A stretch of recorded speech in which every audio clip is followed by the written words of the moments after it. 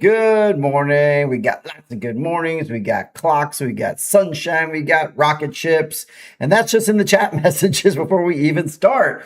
Hey, welcome, welcome. It's time for PVRN Puerto Vallarta right now. It's 9:01 a.m. and it is July the 30th. We're just about into August. Oh, what's going on? Good morning, everyone. Good to see you all this morning. Bright and early, of course, we got Melissa. She's hard to beat at first in, but then we got Renee right on her heels, of course, from Reno and all her badass cars and car shows. She likes to send photos. I love that. Karen, good morning. Good morning, Sly. Good morning, Tom. Good morning, everybody. So nice to see you. And there's John throwing out the sunshine. Good morning to you as well. I'm sure we'll have a bunch of more good mornings coming in. And honestly, with the way the news has been lately, being light, which is pretty great, we got more time for just hanging out, chatting, and making sure we get that interaction that we all need every single day. So what's going on? Good morning, lovely Elder. Oh, I like the Mexican flag hearts. Very creative. Nicely done. Wow, look at that. Making it hard for everyone else with the creativity coming in. But everybody does a great job. She gets a little hand, but everybody does. Oh, goodness, what's going on? Well, if we look outside, it's another beautiful day in lovely Puerto Vallarta. If you're not here, well, that's what it looks like. Pretend this is outside. Good morning, Med Pros. Good morning, Lilia. I'm sorry you're behind my slide, but we'll see you in just a second. But that's the view this morning. Almost cloud-free, lovely day. Thank you so much for joining in. I see y'all. Whoops, there we go. Hard to control everything at once. Oh, so what's shaking, everybody? It's another hot, steamy day in Puerto Vallarta. I'm happy to be here with you. Tomorrow, of course, is Casual Friday, where we go hopefully super light on the news. I've also got a new announcement to make. A friend of mine and a longer time sponsor of the show has put out a new app. I'll be talking about that tomorrow. Raul reached out to me and sent me a bunch of info about it. Make sure you get to check that out. Good morning, Lori. I see you. Can't sneak in around me. So I'll be sharing stuff about that app tomorrow, which is, designed to help the community out and, just, give you some great stuff to do if you're down in the romantic zone. And it's awesome because he designed it. It's very, very cool. I got to see a little preview of it. Okay, what else is shaking? So, hey, yesterday we did the cute thing from Mexico of the day. Maybe we'll try again. I'm not going to say it's going to be every day, but today I got an undersea creature or underwater creature for you. As yesterday we did a creature that's both on the water and the land. But without further ado, let me introduce you to this fella. Who is this? What are you? And what planet are you from? Well, let me tell you about this. This is the Mexico cute thing of the day. And this is the iconic Mexican ajolotl. Ajolotl. Okay, very hard to say, but the pronunciation is ajolotl. And that comes from, this is why it's so hard to say, because it's from a Mayan word or an Aztec word. It's an Aztec word for this guy. And let me tell you about it. So it's famous for its permanent smile, feathery pink external gills, and it's a fascinating water salamander, and it's native strictly to Mexico's high altitude lake systems. Unlike most amphibians, if I can say anything, the axolotls never outgrow their larval stage, and it's a unique trait called neoteny, meaning they keep their aquatic gills and adorable baby-like features their entire lives. Do y'all just want to give that like a little hug? I think I do. It's very cute. Good morning, Javier. Good morning, Sherry. Welcome to the show. Oh, good. There you go. I got a fan of the Mexico cute thing of the day. Hopefully I never run out of cute things of the day. I could definitely cover a wide range of things for sure. Get my fan turned on. It's hot in here. All right, so glad that is a popular little segment. I'll try to keep running with that one. So let's move on into some news. And like I said, not a heavy news day today, which is just fine. But unfortunately, our first story, Lake of the Ozarks. Hey, Lake of the Ozarks, good to see you. And once again, good morning.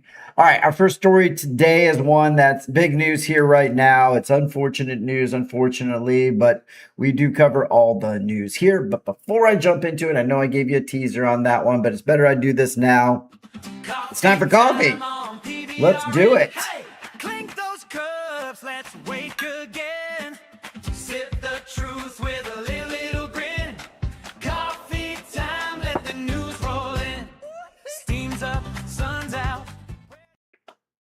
Okay, I still have coffee. Okay. No, I have not. I don't think I have seen one of those while diving.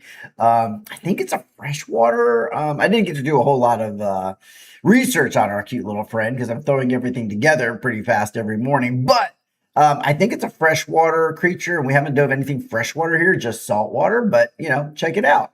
I love that everybody's saying hi to each other. This is like a social gathering here. I love that. Okay, like I said, unfortunately, a little bit of down news this morning. We did have an accident out in Mismaloya. It's been going around the social media round, so I wanted to make sure you guys got all the actual information of what happened. So jumping into our first story today, this is Mismaloya stock footage because I didn't want to show. They had a lot of bad photos out there. I didn't want to share any of those, but essentially, a beach outing did turn critical down in Mismaloya yesterday afternoon as emergency responders rushed to the main shoreline after a 9-year-old boy suffered severe injuries from an outboard propeller. Local lifeguards and medical staff acted fast to stabilize the youth right on the sand before transporting him directly to a regional hospital for specialized care. Now, if you're wondering how this occurred near the crowded beachhead, officials do report that the boat was operating in water where swimmers were present. We see that a lot when the pangas come in, sometimes pretty quickly, and spin around pretty good. So eyewitnesses did immediately flag down nearby captains as bystanders did help to pull the child onto land.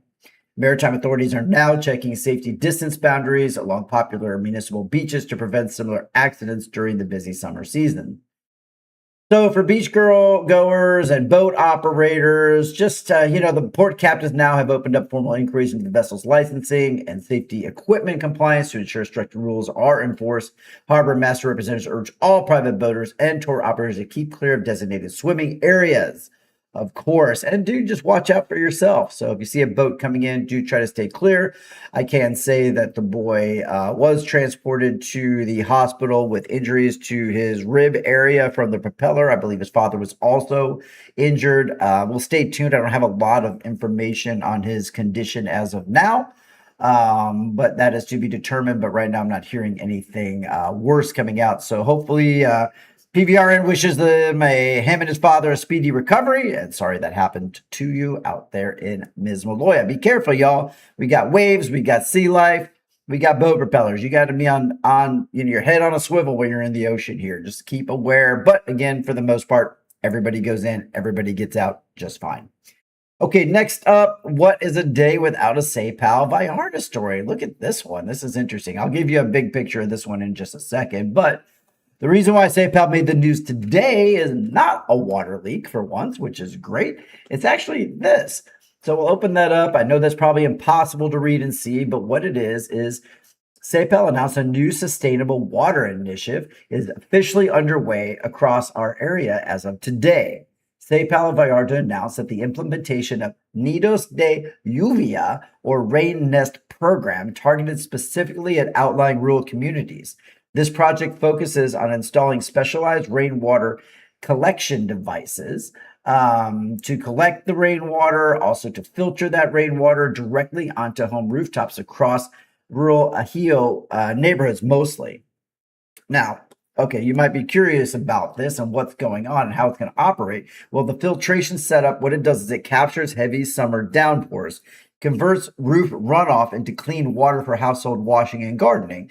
Rural families often face supply challenges when mountain aquifers run low or during pipeline maintenance, which we have a lot of. Providing independent water harvesting units, and helps relieve daily stress at municipal distribution lines during peak summer storm months. The expansion plans seem to look like, as technicians roll out installations this week, field teams are going to work alongside local community leaders to identify homes with suitable roofing structures to maximize rainwater capture volume. Utility directors hope that expanding sustainable catchment systems will build long-term water resilience across the entire region. So cheers to you, Pal, for doing what you can. I mean, it's hard. It's hard to get kudos when you're Pal. I mean, usually they're cleaning up a mess that they made or repairing a water leak.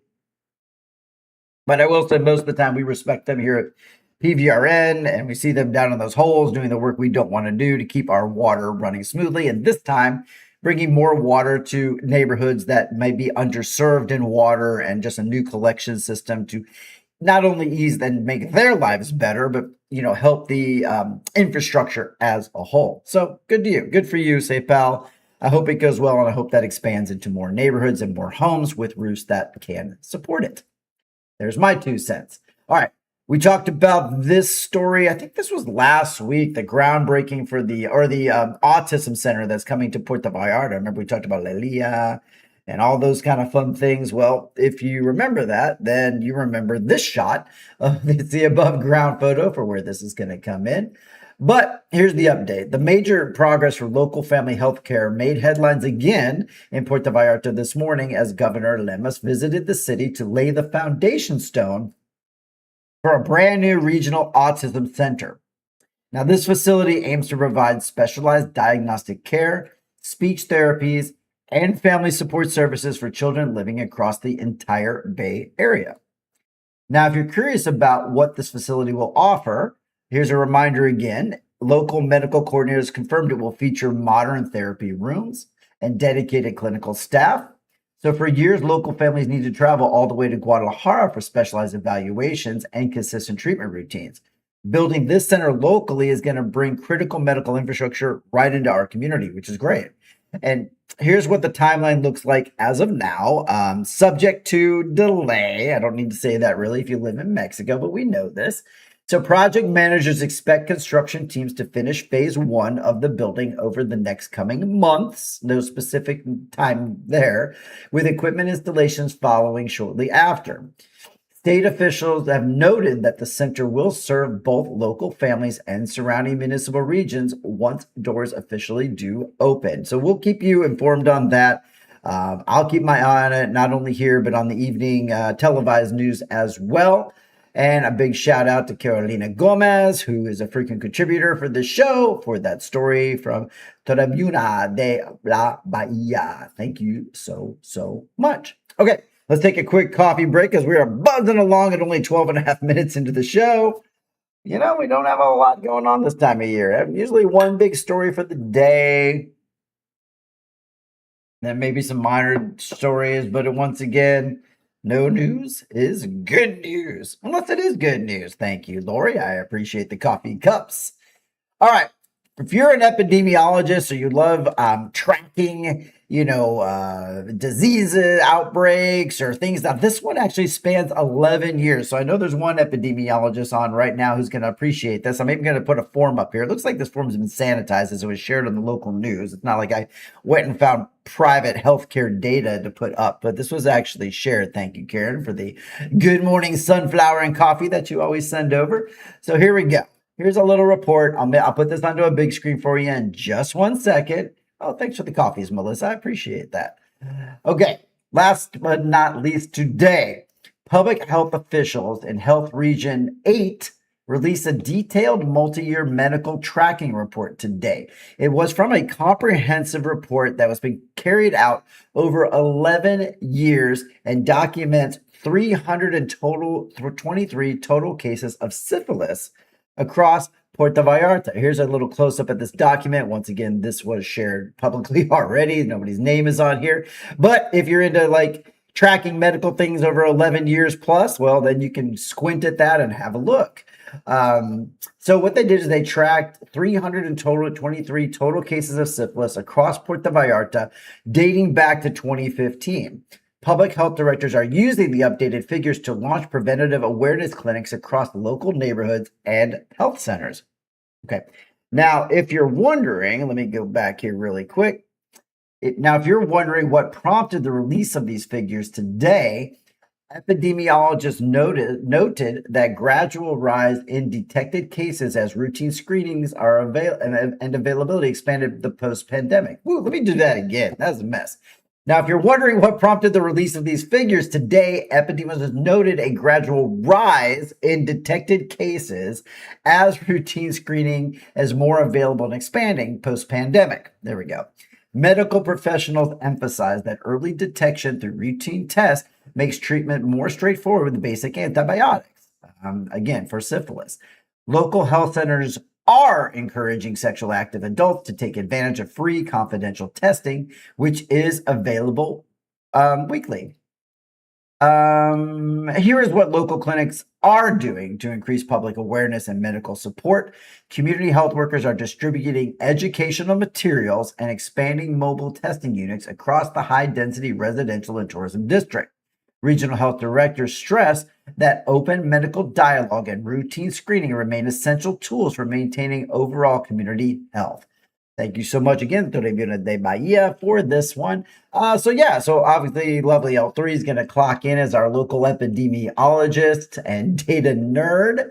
Not sure what you make of it, but it is nice to see, and I agree with you. And we'll pop that up one more time, that Mexico is doing its part. This might be a form that's familiar to you if you do work behind the scenes in data gathering, but it's very interesting that this runs over 11 years, and now we're getting some feedback, and we're seeing a bit of a spike in the syphilis cases. I don't hear much about syphilis cases, but maybe I'm not in that group that would hear that much about them. But glad it's being tracked. Glad they're raising awareness. Shows like this are raising awareness to be careful. Do the things you need to do to prevent, spread or getting syphilis in any way, shape, or form. You don't want that. But I'm glad, they're getting out with the mobile units and taking this data and information and trying to make things better for some people who might not even be aware that they currently have it. So good. Nicely done, Puerto Vallarta. Way to go. I will give you a cheers. Cheers for mobile units. Cheers. No cheers for you, syphilis. I see you over there waving your hand. Get out of here, syphilis. Nobody wants you on the show. Go home. All right, with that dismissing of syphilis, let's call it a show today. I hope you had a little fun. I hope you learned some things. I hope this show also provides you the opportunity to, when you're out and about and people say, what's new? And you say, well, I had a margarita today, or I was sitting by the beach. Maybe you can say, no, actually, I learned a bit about a salamander today in Mexico, and I saw a photo of it, and I learned about the accident that happened in Mismaloya, even though it's not great. And good to see you, Sherry. And, hey, I learned a little bit about data tracking and analysis around syphilis in Mexico. Once again, people will look at you and be like, man, you really know a lot about what's going on. How do you know that? Well, I'll tell you what, you know that because you watch Puerto Vallarta right now. And with that, what better time than now to run the credits? I'll see you all tomorrow. It's Casual Friday, and definitely hit me up if you have got any kind of a news. Be sure to subscribe if you're new. I saw some new names today. Just hit the bell, hit notify all so you get all the notifications. And first and foremost, send me an email if you have any viewer news. I love to hear about it. I'd love to hear any messages. And tomorrow's the day I read most of those. So if you got anything you want to say, anything about the show, you have a comment about the show, feedback, positive or negative, send it on in. I'll read it on air. I'll say your name as long as you give me permission. So there you go. Now we're going to roll the credits. I will see y'all tomorrow. Loved having you on the show. Loved your interaction. Bye.